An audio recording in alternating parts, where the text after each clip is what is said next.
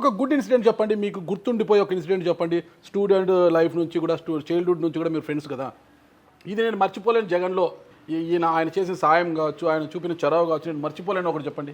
నేను చెప్పినా కదా, మా ఫాదర్ వాజ్ అ కాంట్రాక్టర్.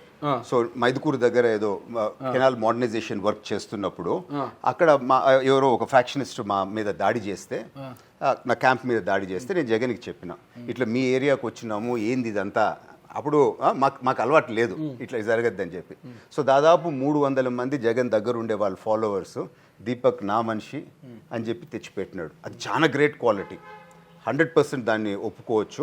అట్లా ఎవరు చేయరు. దాదాపు 3 నెలల దాకా 300 మందిని నాతో పెట్టినాడు అని అంటే అది చాలా గొప్ప క్వాలిటీనే. సో అది ఎప్పటికీ నేను మర్చిపోలేను. ఫుడ్ మీరు పెట్టారా, ఆయన పెట్టాడా? మన దగ్గర ఉన్నాడు, మనం చూసుకోవాలి. బట్ పంపించినాడు, పంపించడం గొప్పతనం కదండి, పంపించడం గొప్పతనం. తర్వాత వాళ్ళ ఫాలోవర్స్ అందరికి చాలా మందికి కాంట్రాక్ట్స్, చిన్న చిన్న వర్క్స్ అవన్నీ కూడా ఇచ్చినాము. So it was mutual. But అటువంటి స్టెప్ తీసుకొని అంత హార్ట్ ఫెల్ట్ మనిషి ఈ రోజు ఇట్లా మారినాడు అని అంటే దెర్ ఇస్ అ డిఫరెన్స్.